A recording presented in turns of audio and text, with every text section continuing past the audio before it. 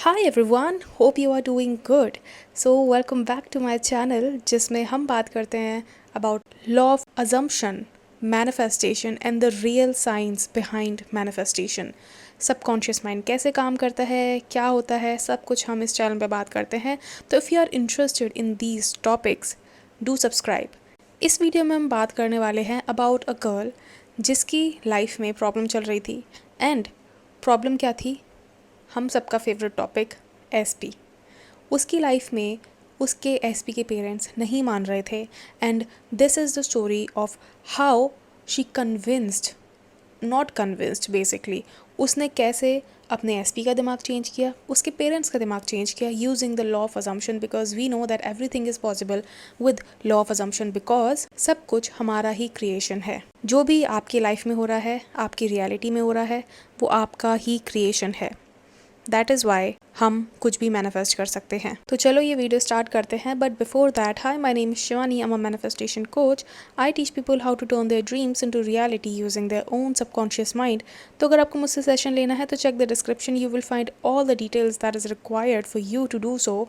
And आप मेरा manifest your SP unapologetically course भी चेकआउट कर सकते हो। It is a affordable option for people जिनको सेशन नहीं लेना है या कोचिंग नहीं लेनी है। उसमें आपको सारी डिटेल मिल जाती है कि how to manifest your SP, हमें क्या क्या स्टेप्स लेने चाहिए, कैसे हमें एनएलपी का यूज़ करके अपने सबकॉन्शियस माइंड को रीप्रोग्राम करना चाहिए। Everything is there in that course. उस कोर्स में आपको कुछ मेडिटेशंस भी मिलती हैं, कुछ वर्कशीट्स भी मिलती हैं। So yes, it is a 8 to 9 hour long course that you can use to manifest your SP. You can also check out my Reprogram Your Subconscious Mind guide. So yeah, let's just start this video.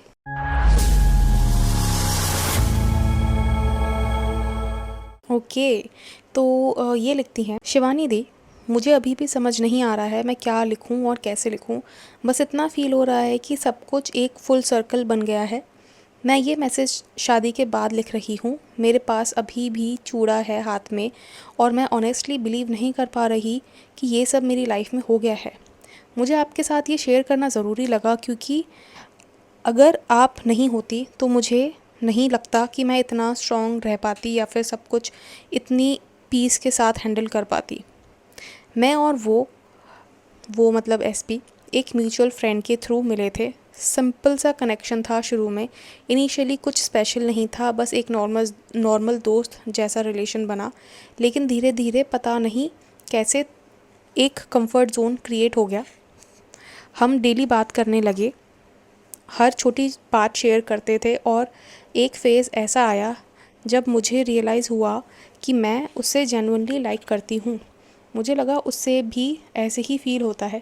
सब कुछ naturally flow कर रहा था और मुझे सच में लगता था कि ये रिलेशन लॉन्ग टर्म तक चलेगा।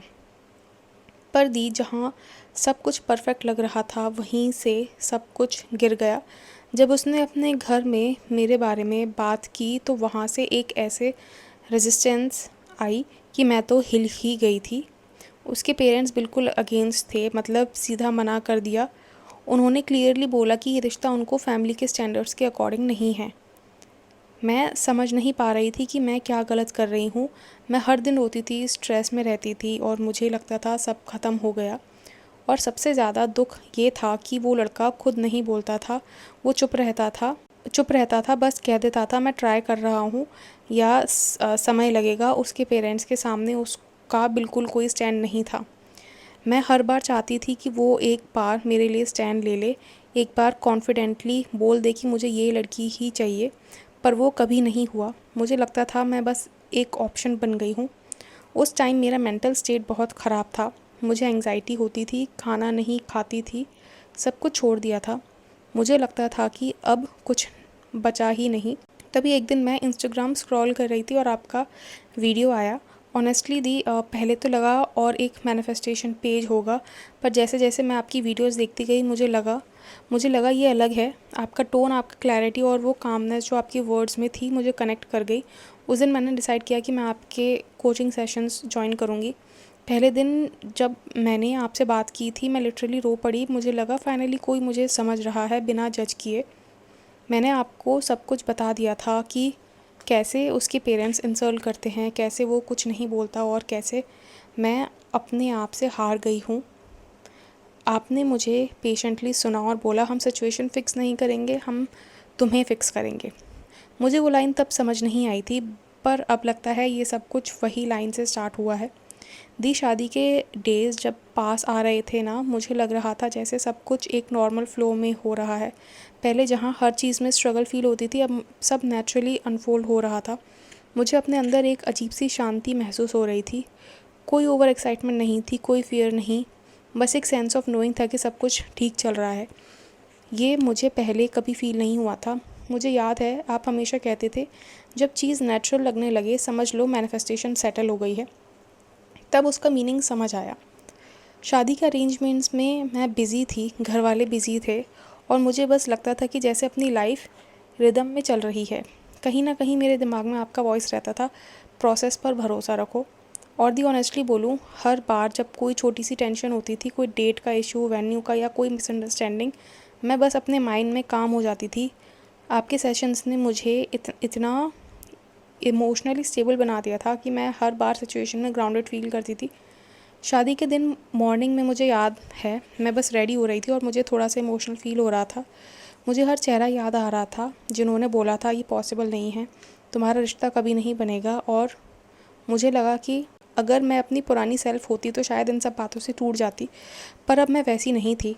आपने मुझे सिखाया था कि सेल्फ रिस्पेक्ट और सेल्फ बिलीफ सबसे स्ट्रॉन्ग फाउंडेशन है, और मुझे लगता है मेरी पूरी जर्नी इसी फाउंडेशन पे टिकी है। उस दिन मैं मंडप में गई, सब कुछ बहुत काम था। उसके पेरेंट्स मेरे पास आए और जेन्युइनली बोला, हम गलत थे, तुम बहुत अच्छी लड़की हो। मुझे उस वक्त लगा कि लाइफ का पूरा सर्कल कंप्लीट हो गया। कोई आर्ग्यूमेंट नहीं, कोई गिल्ट नहीं, सिर्फ पीस। शादी के बाद जब सब लोग हैप्पी थे, मैं सिर्फ चुपचाप कॉर्नर में बैठी थी और सोच रही थी ये सब पॉसिबल कैसे हुआ। मुझे याद आया वो फर्स्ट सेशन जब मैं आपके सामने रो रही थी और कह रही थी ये सब मेरे बस का नहीं है, और आपने कामनी बोला था, अभी अभी नहीं लगता पर तुम कर लोगी। दी वो लाइन तब रैंडम लगी थी, अब लगता है आपने तभी मुझे देख लिया था जैसे मैं आज हूँ। दी मैं दिल से बोल रही हूँ, मैंने आपकी कोचिंग के बिना ये कभी नहीं कर पाती। आपने मुझे सिर्फ एक मेथड नहीं दिया, आपने मुझे एक डायरेक्शन दी। माइंडसेट और प्रैक्टिकल दोनों साइड को बैलेंस करना, मुझे वही आपसे आया। अब मैं बैलेंस में रहती हूँ और ये बैलेंस ही नहीं, ये बैलेंस ही मुझे हर एरिया में पीस दे रहा है। आज जब मैं ये लिख रही हूँ, मैं लिटरली काम हूँ। मुझे कोई हाई एनर्जी या फिर ओवर एक्साइटमेंट नहीं फ़ील हो रही, बस एक ग्रैटिट्यूड फ़ील हो रहा है। मुझे लगता है मैं फाइनली अपनी जगह पे हूँ। अब मुझे समझ आता है कि जब आप कहते थे, when you become the version who has it, you don't crave it any more. पहले मुझे ये लाइन समझ नहीं आती थी, अब वो मेरी रियलिटी बन गई है। मुझे लगता है मुझे अब किसी प्रूफ की ज़रूरत नहीं है। मैं खुद प्रूफ हूँ कि जब इंसान अपने अंदर शिफ्ट करता है तो सब कुछ बाहर अपने आप अलाइन हो जाता है। Yes, that is very true. जो लोग कहते थे ये इम्पॉसिबल है, उन्होंने खुद शादी में अटेंड किया और बोला तुम दोनों परफेक्ट हो। मुझे उनको सुन के हंसी आई, पर अंदर से ग्रैटिट्यूड फ़ील हुआ। आज मैं आपको सिर्फ थैंक यू कहना चाहती हूँ, सिंपल वर्ड्स में, बिना ड्रामा के। Thank you the for being patient, for understanding and for guiding like a real mentor. आपने मेरे इमोशंस को वैलिडेट किया, मुझे ब्लेम नहीं किया और मुझे अपनी पावर पे वापस लाया। आपके बिना ये जर्नी अधूरी रहती। ओके, तो आप लोगों ने सुना कि उनके अंदर धीरे धीरे से शिफ्ट आए थे, बट उन्होंने ना इसमें ये चीज़ मेंशन नहीं की है कि उनके सर्कमस्टांसेस में कैसे चेंज आया, क्या ब्रिज ऑफ इंसिडेंट्स हुए। तो वो मैं आपको बताती हूँ। So she was in contact with me, ठीक है, और मैं आपको थोड़ा सा डिटेल में बताती हूँ क्या हुआ था। सो जब वो मेरे पास आई थी, I think she came to me in January this year, January 2025, ठीक है। और उन्होंने जब मुझे बताया था कि उनकी सिचुएशन लाइक काइंड ऑफ मेरे जैसी ही थी, और लड़का स्टैंड नहीं ले रहा, ठीक है, उसका माँ बाप के सामने मुंह नहीं खुलता, एंड वो कुछ भी नहीं बोलता था। वो बस बोल देता था कि हाँ देखेंगे, टाइम लगेगा, और भी चीज़ें बोल देता था, मतलब जो लड़के बोलते ही हैं, ठीक है, जिनका मुंह नहीं खुलता है पेरेंट्स के सामने। तो वो कुछ, और देखो लड़कों की भी गलती नहीं है, मैं एक तरह से बोलूँगी कि उनको डर लगता है कि कहीं माँ बाप रिश्ता ना तोड़ दें, या फिर मैं अपने माँ बाप को ना खो दूँ, या फिर माँ बाप को कुछ हेल्थ वाइज ना हो जाए। It's very valid thought process. But अब मैनिफेस्टेशन तो मैनिफेस्टेशन है, तो when she came to me, वो 1 घंटे तक तो शी वॉज क्राइंग ओनली, ठीक है, क्योंकि शायद वो बहुत ज़्यादा इमोशनली भरी हुई थी। उनको ये था कि उनके पास कोई था नहीं जिसके साथ वो एक्चुअली में जो हो रहा है उनके साथ वो शेयर कर सके, तो 1 घंटा तो उन्होंने रोया ही रोया, ठीक है।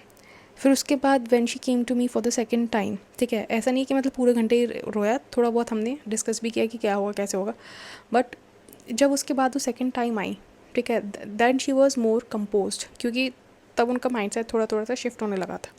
अब हुआ ये कि उन्होंने एक महीना परसिस्ट किया, ठीक है, and when after 1 month she came back to me, मैं उनके माइंडसेट में चेंज देख पा रही थी, मतलब शी वॉज मोर पॉजिटिव, वो बहुत ज़्यादा कंपोज थी, ठीक है, उनके अंदर एनर्जी थी, उनके अंदर कंपोजर था, ठीक है, और वो बहुत ज़्यादा ऐसी नहीं थी कि यार मैं अभी टूट जाऊंगी, अभी मैं रो दूंगी, ऐसी नहीं थी वो। She was very calm and she told me कि उस 1 महीने में क्या क्या हुआ, ठीक है। तो उन्होंने बताया कि when she started to do her affirmations and when she started to visualise, तो उसके 10 दिन बाद उनके एसपी ने उनको मैसेज किया था कि कैसी हो, और मैं सोच रहा हूँ कि आज मम्मी पापा से बात करूँ, बट उसने बस उतना ही बोला और फिर उसके बाद उसने बात नहीं की, ठीक है। शायद क्या बोलते हो, ही वॉज़ वेरी स्कैर्ड या फिर मतलब जो भी था, but he did not talk to his parents. Then वो उतना हुआ ना, उसके बाद उनको लगा कि हाँ चलो मेरे एफर्मेशंस काम कर रहे हैं, ठीक है। बट उसके बाद क्योंकि जो जो उन्होंने सोचा था, जो उन्होंने विजुलाइज़ किया था, वो चीज़ नहीं हुई, तो शी स्टिल गॉट स्कैर्ड कि यार ये तो वो हुआ ही नहीं जो मैं सोच रही थी। बट उन्होंने ना स्पाइरल नहीं किया, उन्होंने परसिस्ट किया उस चीज़ में, ठीक है। Then after like 20 days which was like about एक महीने बाद, ठीक है, उसके जो मतलब मेरी क्लाइंट के जो एसपी हैं, उन्होंने फिर से बोला कि यार मैं सोच रहा हूँ मैं दोबारा से बात करता हूँ, and this time they talked, ठीक है। मतलब उसने अपने पेरेंट्स से बात की, बट उसके पेरेंट्स का ना कोई ऐसा पॉजिटिव रिस्पॉन्स आया नहीं, ठीक है।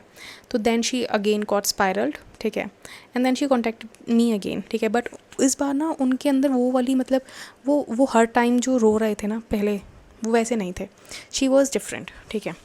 तो उन्होंने बोला कि मुझे पता है कि मतलब मुझे अभी रोना नहीं चाहिए, बट मैं क्या करूँ, मतलब I am feeling so scared of the 3D, कुछ चेंज नहीं हो रहा है। मैंने उनको समझाया कि कुछ चेंज हो कैसे नहीं रहा है, जहाँ तुम्हारा एसपी बात तक नहीं करता था इस बारे में, now he has started to like talk, तो उस टाइम पे उनका थोड़ा पर्सपेक्टिव शिफ्ट हुआ कि अच्छा हाँ मतलब या यू आर राइट कि पहले तो वो बात भी नहीं करता था, अब तो वो बात कर रहा है, तो हाँ थोड़ा सा शिफ्ट तो है उस चीज़ में। तो जैसे तैसे उन्होंने वो मोटिवेट हुई वापस से, and she again started to do it. Then उसके बाद क्या हुआ, वो ना अपने अफर्मेशंस वगैरह कर रही थी, वो विजुलाइजेशन वगैरह कर रही थी, वो अफर्मेशंस कर रही थी उसके पेरेंट्स के लिए, उसके लिए बेसिकली वो अफर्मेशंस उसके पेरेंट्स के लिए नहीं कर रही थी। मैं बताती हूँ आपको क्या होता है, when we are doing the robotic affirmations, या फिर whenever we are doing the affirmations, या फिर जब भी हम कोई चीज़ विजुलाइज करते हैं ना, तो we are convincing our self, ठीक है। हम रियलिटी को चेंज नहीं कर रहे हैं, हम खुद को कन्विंस कर रहे होते हैं कि हाँ हमारी रियलिटी ऐसी ही है। That is how manifestation works. हम रियलिटी को चेंज नहीं कर रहे होते हैं, हम खुद को चेंज कर रहे होते हैं, एंड उसका बाय प्रोडक्ट होता है कि रियलिटी भी चेंज हो जाती है। So she kept affirming, she kept visualising, सब चीज़ कर रही थी वो। और जब थर्ड टाइम उनके एसपी ने बात की उनके पेरेंट्स से, तो इस टाइम उनका जो एटीट्यूड था वो उतना ज़्यादा कोल्ड नहीं था, उन्होंने इस बार उनकी बात सुनी, ठीक है। तो जब उन्होंने उनके एसपी की बात सुनी उसके पेरेंट्स ने, ठीक है, तो वही उनके लिए एक मूवमेंट था कि हाँ चलो इस बार बात तो सुनी। पहले तो वो बात भी नहीं सुन रहे थे, और सबसे ज़्यादा प्रॉब्लम थी उसकी मम्मी को, क्योंकि उसकी मम्मी को था कि उनको एक अमीर घर की बहू चाहिए थी, and she was not very मतलब ऐसा नहीं कि वो बहुत ज़्यादा गरीब थी कि मतलब खाने के लिए भी पैसे नहीं, ऐसे नहीं थी, they were not like that well settled. तो उनकी मम्मी जो थी वो ना, उन्होंने एक लड़की ऑलरेडी देख रखी थी, तो वो उनसे उनकी शादी कराना चाहती थी, बट क्योंकि ही वॉज परसिस्टेंट कि मुझे इसी से शादी करनी है, पहले तो वो परसिस्ट भी नहीं कर रहा था, पहले तो वो कुछ नहीं कर रहा था। Now when she started doing the affirmations, the techniques and all, ठीक है, तब उसके बाद उन्होंने एटलीस्ट बात करना स्टार्ट किया उनके एसपी ने। दिस टाइम उसकी मदर ने बोला ठीक है चल देखते हैं। पहले तो उनके घर में बहुत ज़्यादा ड्रामे होते थे कि हम तो मर जाएंगे, मेरा तो मुंह मत देखियो, और आज के बाद अगर तूने उस लड़की से बात की तो पता नहीं क्या कि मेरा मरा मुँह देखेगा, मतलब जो फैमिली देसी घरों में ड्रामा होते हैं वैसे सारे ड्रामे उनके घर में होते थे। एंड माई क्लाइंट, क्योंकि वो लड़की थी तो वो वेट कर रही थी कि पहले लड़के के घर में चीज़ें हों सॉर्ट आउट, उसके बाद वो अपने घर पे बताएं। क्योंकि अगर वो पहले ही अपने घर पे बता देंगी तो एक तो लड़की के घर वालों ना, एक जो लड़की के घर वाले होते हैं वो वैसे ही थोड़े से ना इमोशनल ज़्यादा होते हैं, तो उनको लगता है कि अरे हमारी लड़की हाथ से निकल रही है, तो वो वैसे ही ज़्यादा वो हो जाते हैं। जब लड़की डायरेक्ट अपने घर पे बताती है कि ये लड़का है, ये मुझसे शादी करना चाहता है, और उसके घर वाले भी मान चुके हैं, तो उसके जो पेरेंट्स होते हैं ना वो थोड़े से ऐसे ईजी हो जाते हैं कि चलो ओके, सिर्फ घुमा नहीं रहा है लड़का, शादी करना चाहता है, he has the plans to get settle with her. एक दिन क्या हुआ फिर, अराउंड लाइक 2 महीने बाद, ठीक है, फ्रॉम द डे जब she first came to me, उसके 2 महीने बाद, चीज़ें तो पहले से ही चल रही थी, ठीक है, उसके 2 महीने बाद उसकी मम्मी ने बोला, लड़के की मम्मी ने, कि तुझे उस लड़की में ऐसा क्या पसंद है जो तू उसी से शादी करना चाहता है। तो उसकी मम्मी ने बोला, मम्मी कह रही हूँ, उस लड़के ने बोला कि मुझे तो उसकी करैक्टर बहुत पसंद, एक तो मुझे उसका करैक्टर बहुत पसंद है, एक मुझे उसकी मतलब जो भी चीज़ें थी उसने वो बताई, ठीक है, सारी की सारी। तो उसकी मम्मी ने बोला कि चल ठीक है देखते हैं। फिर उसके बाद फाइनली एक दिन उसके मम्मी पापा ने खुद ही बोला कि चल ठीक है, मतलब तुझे अगर इतना ही उसके साथ शादी करने का शौक़ है तो तू कर ले, हमें कोई दिक्कत नहीं है, बट शादी के बाद तुम लोगों के बीच में कोई दिक्कत नहीं होनी चाहिए। और वो सुन के तो मतलब वो लड़के के तो पहले तो कानों से ऐसे धुएं निकले कि ये क्या हो रहा है, मतलब हाउ इज़ दिस हैपनिंग, ठीक है। और लड़की ने ना उसको बताया नहीं था कि she is applying some manifestation या फिर समथिंग लाइक दैट, ठीक है। तो जब लड़के ने क्लाइंट को बताया, लड़की को, तो उसको तो भाई जैसे वो होता है ना कि मतलब हम भांगड़ा करने लगी वो, एक तरह से आप बोल सकते हो। तो उसके साथ वो चीज़ हुई। And then finally during the time of summers they have got married with each other. तो ये थी वो स्टोरी जो कि मुझे आपके साथ शेयर करनी थी। अब यहाँ पे ना मैं कुछ चीज़ें आपके साथ डिस्कस करना चाहती हूँ। सबसे पहले हम लोग ये बात करते हैं कि why she was able to manifest it very quickly, ठीक है। पहली बात तो ये थी कि उन्होंने ना टाइम का कंसेप्ट समझ लिया था। उन्होंने ये कंसेप्ट समझ लिया था कि टाइम डज़ नॉट एग्जिस्ट। आप कोई भी चीज़ 2 साल में कर सकते हो और वही चीज़ 2 महीने में कर सकते हो। और एसपी मैनिफेस्ट करना तो like is the easiest thing ever. पता है क्यों? क्योंकि देखो, दिमाग तो 1 सेकंड में चेंज हो सकता है, ठीक है। It does not take years for someone to change their mind. दिमाग तो किसी इंसान का 1 सेकंड में चेंज हो सकता है। तो एक्चुअली में एसपी के केस में तो टाइम डज़ नॉट एग्जिस्ट। वैसे भी time does not exist, but SP का केस तो is the easiest case to manifest anything, क्योंकि इंसान का दिमाग चेंज होने में 1 सेकंड नहीं लगता है। अगर कल तक इंसान जो है वो मान नहीं रहा था, इट्स नॉट कंपलसरी कि आज भी वो नहीं मानेगा। दिमाग चेंज उसका हो सकता है, रात भर में दिमाग चेंज हो जाए और आज वो मान जाए। That's why it is very very very easy for your SP to get manifested. Another thing, देखो, अभी कुछ टाइम पहले ना किसी ने मुझे, एक तो कोई रेडिट है, रेडिट पे कोई तो एक पेज है जिसमें ना बहुत सारे मैनिफेस्टेशन कोचेस के बारे में लिखा हुआ है। एंड उसमें ना सेमी इनग्राम के बारे में वो लोग डिस्कस कर रहे थे कि हाउ सेमी इनग्राम कोचिंग में कुछ नहीं बताती है, वीडियोस अच्छी है, कोचिंग उसकी बेकार है, कोचिंग में वो सिर्फ ईमेल पे बताती है, कॉल तो वो लेती ही नहीं है, ठीक है। सो यार देखो, मैं ना आपको एक बहुत बड़ा ना बबल बर्स्ट करती हूँ आज, ठीक है। कोचिंग क्या होती है? कोचिंग कोई एक ऐसा ना मैजिकल टूल नहीं है जिससे आपकी डिज़ायर्स एकदम मैनिफेस्ट हो जाएंगी, ठीक है। पहली बात, आपको कोई भी डिज़ायर मैनिफेस्ट करने के लिए ना कोचिंग की ज़रूरत नहीं है, ठीक है। ये मैं आपको लिख के दे देती हूँ, क्योंकि मैंने खुद अपनी लाइफ में जितनी भी बड़ी बड़ी डिज़ायर्स मैनिफेस्ट की है ना, I have never ever ever went for coaching with anyone. मैंने सब चीज़ खुद मैनिफेस्ट की है, ठीक है। तो ये तो 100% श्योर है कि आपको कोचिंग की ज़रूरत नहीं है, ठीक है। कोचिंग की ज़रूरत आपको कब पड़ सकती है, मैं आपको बताती हूँ। जो कोचेज़ होते हैं ना, वो क्या करते हैं कोचिंग में क्या होता है कि कोचिंग हमें तब लेनी चाहिए जब हमें ना हमारे पास टाइम नहीं है, ठीक है। जब हमारे पास टाइम नहीं है कि हम बैठ के सारी वीडियोस देखें, ठीक है, और हम पता लगाएं कि एक्चुअली में क्या काम करता है, क्या काम नहीं करता है, then you should go for coaching, ठीक है। इस केस में आपको कोचिंग में जाना चाहिए। अगर आपके पास टाइम है, ठीक है, टाइम एज इन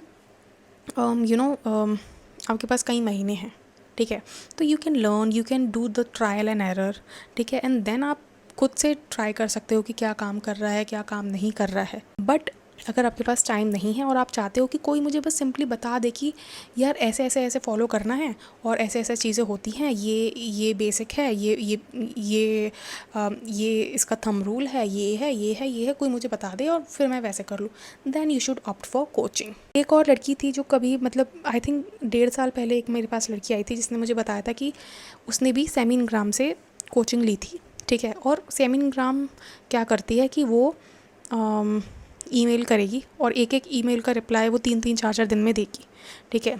तो ऐसे तो नहीं हो सकता ना कि मतलब आप पैसा भी दे रहे हो और उसके बाद आप इतना टाइम भी लगा रहे हो ईमेल का रिप्लाई करने में। That is not how coaching works. हाँ, दूसरी चीज़, कोचिंग आप कब यूज़ कर सकते हो? कोचिंग आपको तब यूज़ करनी चाहिए जब आपको कोई एक पर्सन चाहिए, जब आप लो फील कर रहे हो, ठीक है, जब आपको ऐसा लग रहा है कि यार मैं इस टाइम पे अपने थॉट प्रोसेस में क्या चेंज लाऊं कि मैं परसिस्ट कर पाऊँ अपनी डिज़ायर में, या फिर अपने एफर्मेशंस में, या फिर अपनी मैनिफेस्टेशन में परसिस्ट कर पाऊँ, उस लिए मैं क्या अपने थॉट प्रोसेस में भी चेंज लेकर आऊँ, तब आपको कोचिंग लेनी चाहिए। तो तब आपके पास कोई अगर कोच होता है तो आपको बता देता है कि अपने थॉट प्रोसेस में इस टाइम पे ये चेंज करो तो you will feel better. Coaches कोई आपको ऐसी मैजिक जड़ी बूटी नहीं बताते हैं उसमें, कोचिंग में कोचिंग में ऐसी कोई मैजिक जड़ी बूटी नहीं होती है कि जो आपके मुंह में घुसाड़ देते हैं वो, ठीक है, ऐसा नहीं होता है। कोचिंग में सिर्फ ये होता है कि आपको एक स्टेप बाय स्टेप प्रोसेस बताया जाता है कि हाउ टू डू इट, जो प्रोसेस आपके पास ऑलरेडी यूट्यूब पे पड़ा हुआ है, ठीक है। You just need to do the trial and error कि क्या काम कर रहा है, क्या काम नहीं कर रहा है। अगर आपके पास टाइम नहीं है, ठीक है, तो you should go for coaching. अगर आपके पास टाइम ही टाइम है तो you can definitely manifest anything. सारा नॉलेज यूट्यूब पे ऑलरेडी एग्जिस्ट है, कुछ भी आपको उसमें एज अ स्पेशल नहीं बताया जाता है।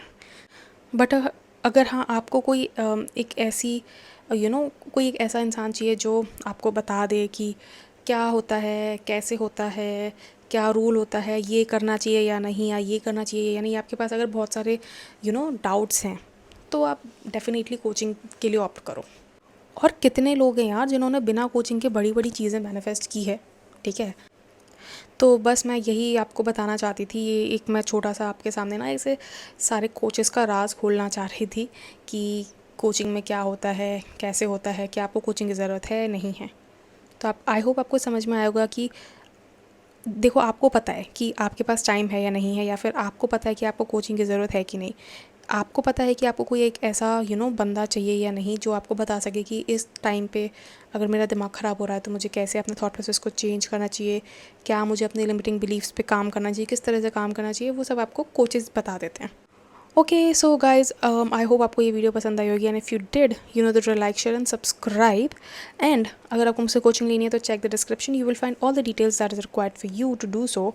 And yes, check out my manifestation SP course and my reprogram your subconscious mind in 21 days guide. And I will see you in my next video. Until then, bye bye, take care.